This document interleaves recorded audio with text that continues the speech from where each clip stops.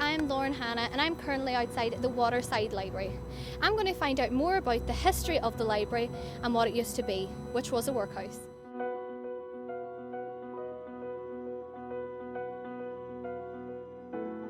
I caught up with Margaret Edwards, a local workhouse historian.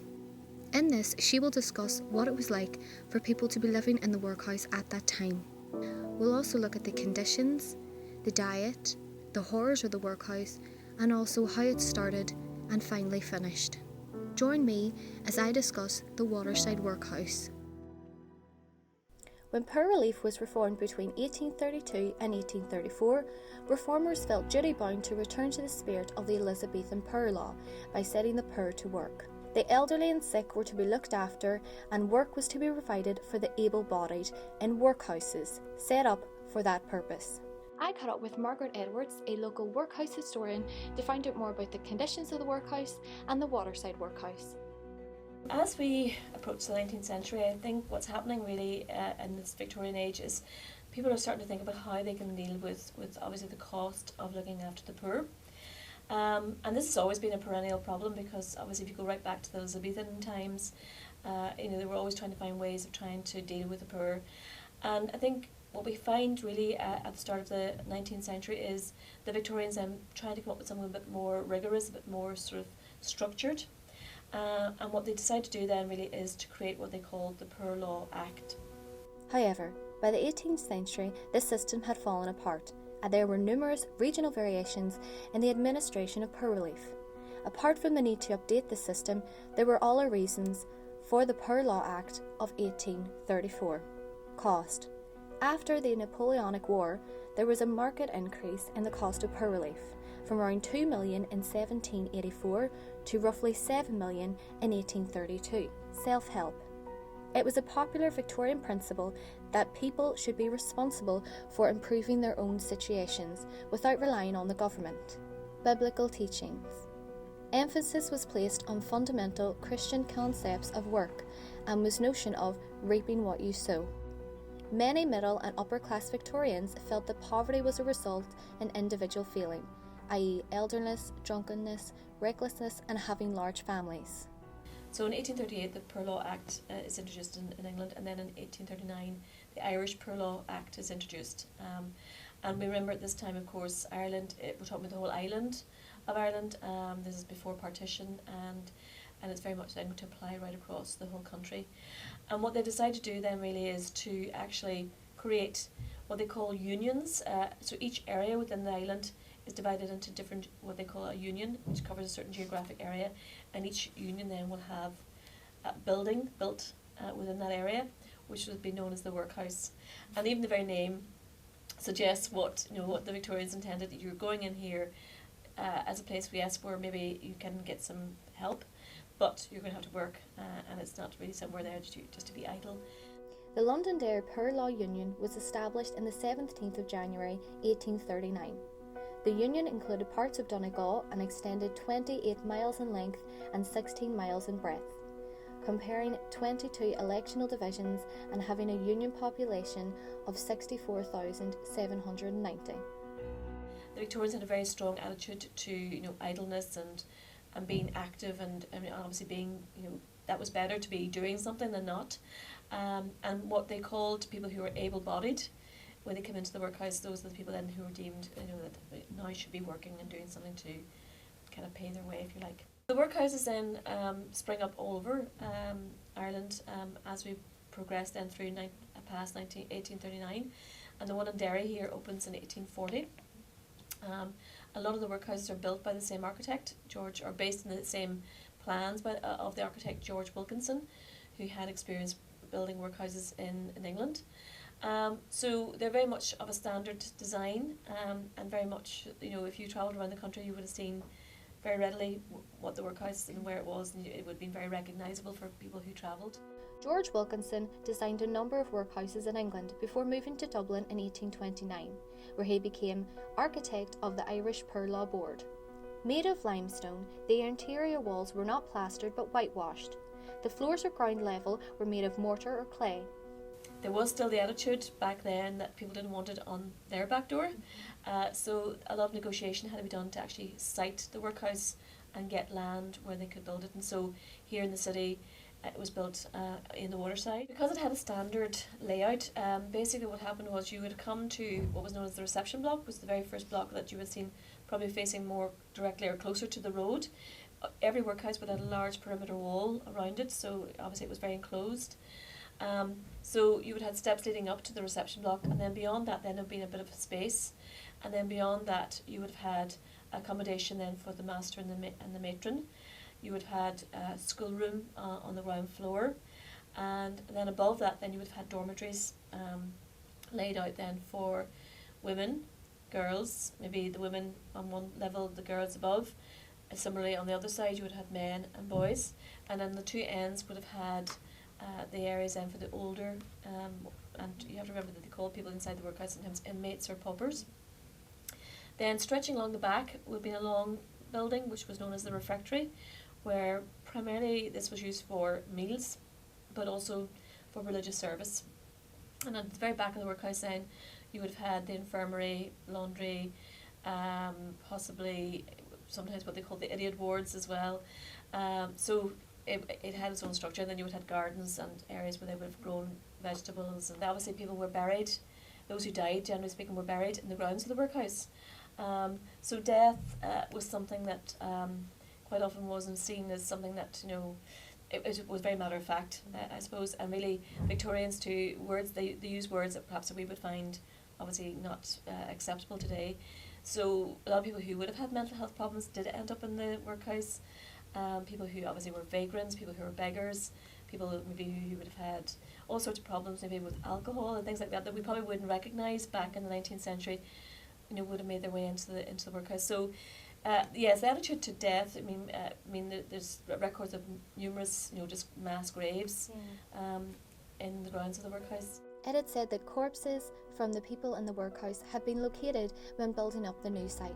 It was probably easily understood that this was your last resort. I think people, because there were no other ways of getting any kind of assistance at that time, you had to really exhaust every effort that you had, to try and find either employment or obviously to rely on the kindness of your family.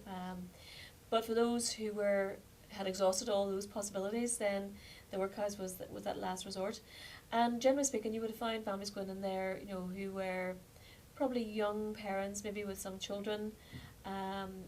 Maybe the father had lost his job, or maybe he'd been invalided. Maybe it's not so much here in Ireland, but certainly in England, you would have found people who had been caught up in the Napoleonic Wars, and it is a time when they're gradually, I suppose, more jobs are becoming available, but it's really more towards the latter part of the 19th century. So a lot of unemployment in the 1840s, and of course it's also made worse here in Ireland, particularly then by the famine of 1845. So a family, there's probably no average family, but it was probably just a collection of people who, who had, sometimes it was only a single parent, maybe the mother was widowed or the father, so quite often you would find that situation as well where they had no other options. Anyone who came in as a family, they were all segregated, so male and female were not allowed to be together, and children were also separated from their parents. So I think that would have been the most harsh experience really for a family going in together, because you rely a lot on your family for comfort and support, and I think particularly for younger children it probably be very, very frightening. There's a very kind of strict process of being processed, if you like, because when you arrived at the reception, you were met by the porter, who was an employee of the workhouse, and he would have been responsible then for kind of looking at you, sizing you, seeing what you had in terms of, had you any belongings, taking anything personal away from you. You were then sent to have your hair cut, to be cleaned, maybe dusted with lice powder, because again, this Victorian attitude that you had to be sure that there's much in keeping down any possible threat of disease. Early up for a very sort of basic, very thin gruel, very thin porridge, and then work basically for the majority of the day, and then you would have another very frugal meal then maybe around midday, and then something to eat then later on in the day. But your day was punctuated with those very brief meal times, Meal times were very regimented too, people sitting at big long tables, again segregated, eating in silence. So even if you could see your brother or your sister or your mother or your father, you weren't allowed to talk to them. So difficult as well. But I suppose people, were hungry and they needed the food. And then work. For the younger children, out of school as well. They did provide schooling for younger children, which was important. The Victorians did recognise that in order to promote self-help and being able to look after yourself, then education was a tool that needed to be invested in. So children would have spent a good part of the morning in school, and the workhouse, the union, the Board of Guardians would have employed 2 teachers to assist.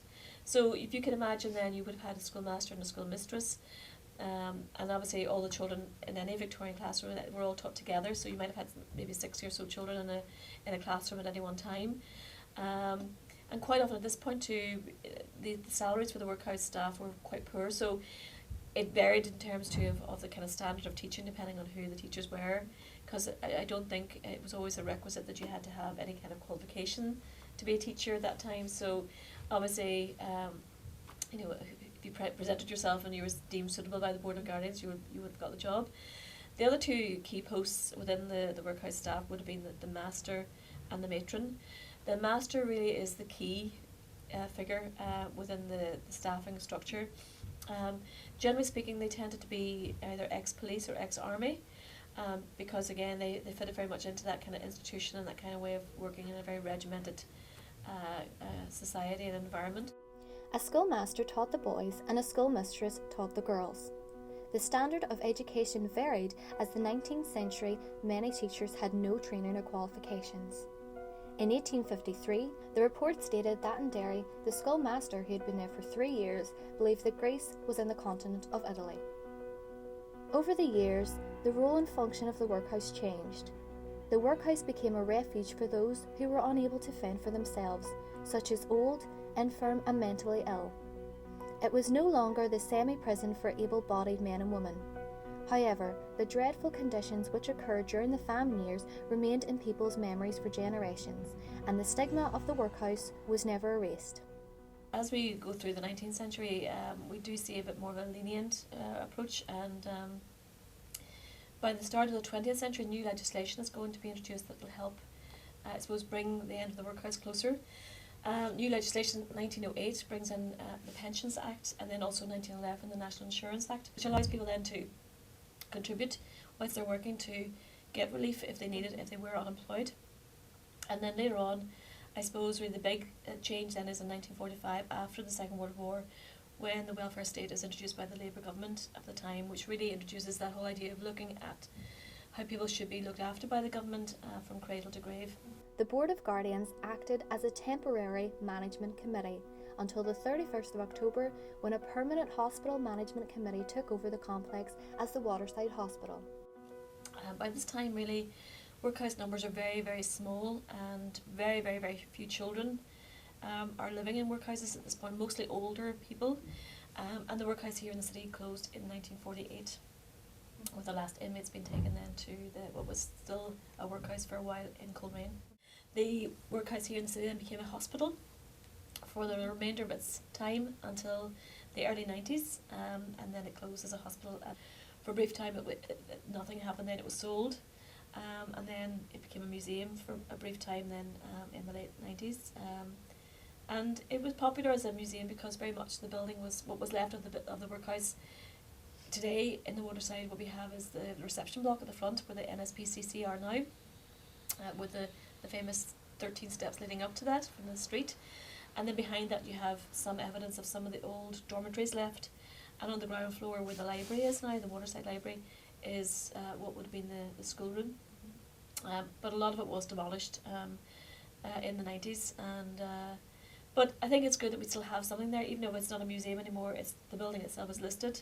It is something of our Victorian past, and hopefully in due course, people will get an opportunity to see inside it again. Finally today, the building is preserved as the Workhouse Museum and the Waterside Central Library. That's that's all in my documentary today. I hope you all enjoyed the transition from Waterside Workhouse to the Waterside Library. Thank you very much for watching.